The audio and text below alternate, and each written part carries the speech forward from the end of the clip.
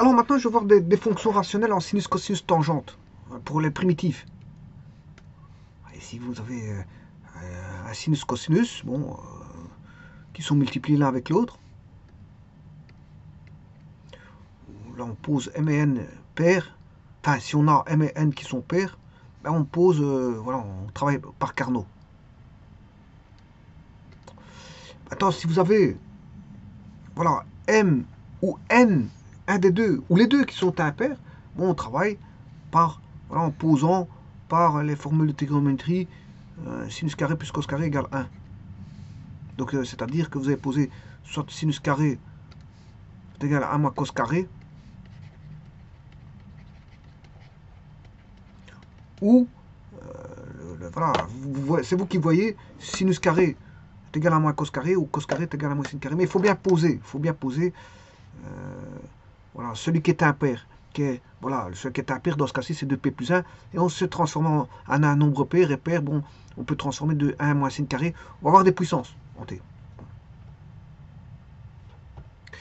Ça se ramène à un calcul voilà, de puissance, sans plus.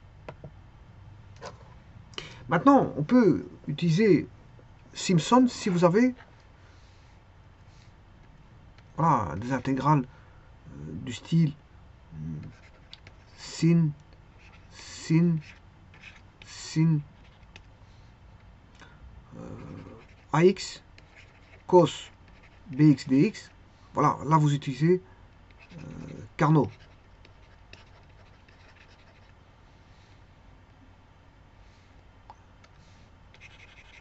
Vous utilisez Carnot là.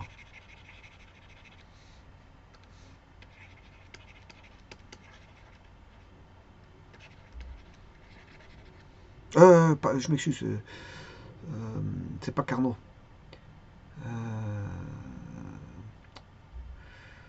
C'est Simpson. Je m'excuse. C'est Simpson. C'est la formule de Simpson.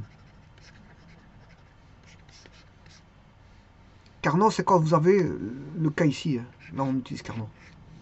Et dans ce cas-là, on utilise la formule fondamentale de la trigonométrie. Bon, maintenant, si on a des fonctions rationnelles, en sinus, cosinus et tangente, ça peut se corser. Hein. Attention à ça. Ça peut se corser au niveau de... Donc il faut regarder s'il n'y a pas de méthode adéquate. Mais si l'intégrale est une fonction rationnelle en sinus x, cosinus x, tangente x, bien sûr dx, bien sûr r c'est une fonction rationnelle de sinus, voire cosinus, voire tangente. Hein. Là, à ce moment-là, on peut poser t est égal à tangente x demi. À ce moment-là, dx vaut dt sur 1 plus t carré. Et en utilisant sinus x est égal à 2t sur 1 plus t carré. Cosinus x qui vaut 1 moins t carré sur 1 plus t carré et tangente, c'est 2t sur 1 moins t carré.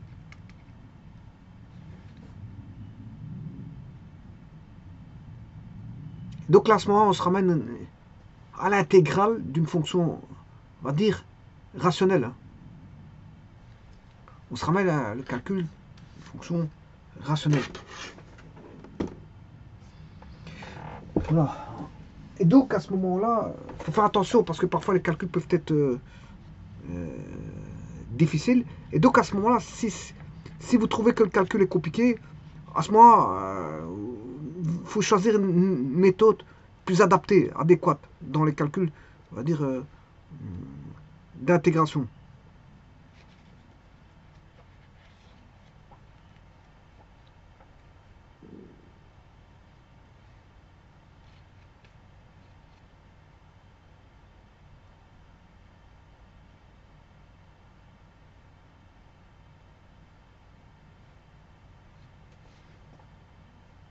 Donc, en posant, bien sûr, t est égal à tangente x demi. À ce moment, vous allez avoir 2t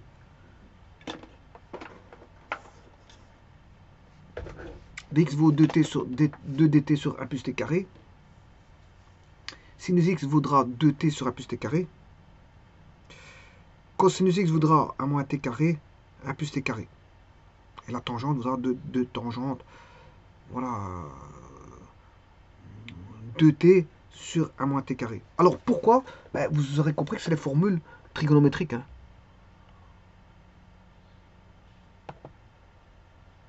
Si vous posez t est égal à tangente x demi,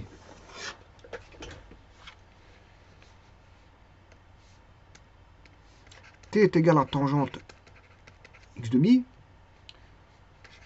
on sait bien que sinus A, c'est 2 tangentes x demi sur 1 plus tangente carré x demi. Le cosinus de A, il vaut 1 moins tangente carré x demi sur 1 plus tangente carré x demi. Et si vous voulez la tangente de A, c'est 2 tangentes x demi sur 1 plus, enfin 1 moins, parce que sinon ça ressemblerait à la sinus. Le sinus et cosinus, tangente et sinus, ils se différencient juste par un signe qui est là. Sinon c'est la même chose.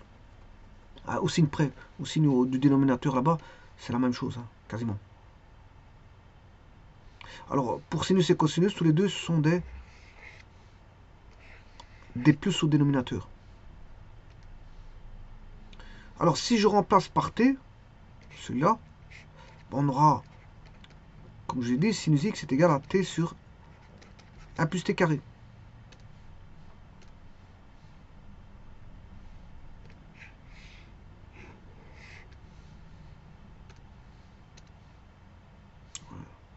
Attention que c'est 2t. Celui-là, cosinus x est égal à 1 moins t carré sur 1 plus t carré. 1 moins t carré sur 1 plus t carré.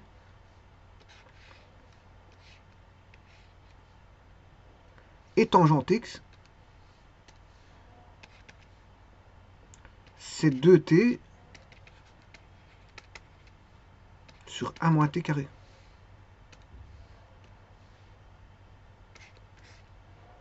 C'est de là que ça vient. Là, en posant t est égal à x demi. Alors, dans les équations trigonométriques aussi, on peut pratiquer de la façon suivante aussi. Hein. Quand parfois on peut poser t est égal à tangente x demi et on a sinus.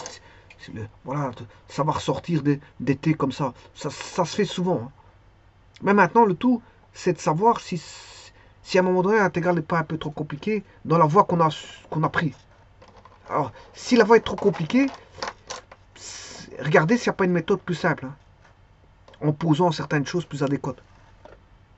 Parce que, bon, les intégrales, on peut les calculer par beaucoup de changements de variables, mais il ne faut pas qu'il y ait 36 changements de variables, parce qu'à un moment donné, on peut s'y perdre aussi. Hein. Surtout si les calculs sont grands. Les calculs sont grands et il y a beaucoup de changements de variables.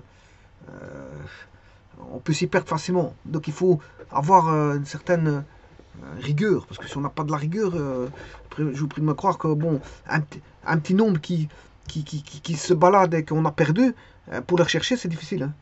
Ça devient difficile. On passe son temps à chercher où est passé le facteur manquant, ou la somme manquante. Généralement, c'est des facteurs qui manquent. Voilà. Et si bon, vous avez voilà, un développement très important, il faut rechercher où est l'erreur. En faisant plusieurs substitutions comme ça peut être, je veux dire, lourd. Donc c'est pour ça que la substitution, c'est bien. On peut substituer une fois, deux fois. Bon, la plupart des intégrales, on calcule avec une substitution, et puis certains avec 2, d'autres avec 3, parfois avec 4. Bon, 4, ça devient difficile, parce que bon, on commence il faut tout remonter la chaîne à la fin. Il faut tout remonter la chaîne. Donc, c'est pour ça que je vous dis, Avant de commencer un calcul intégral, avant de faire 4 substitutions, voire 5, vous savez pas où ce que vous allez, ben, ce qu'il faut faire, c'est d'utiliser, de bien poser. Enfin, qu'on a bien posé, bon, les calculs vont s'en rendre plus simplifiés. Vous avez peut-être posé 2 fois plutôt que 4.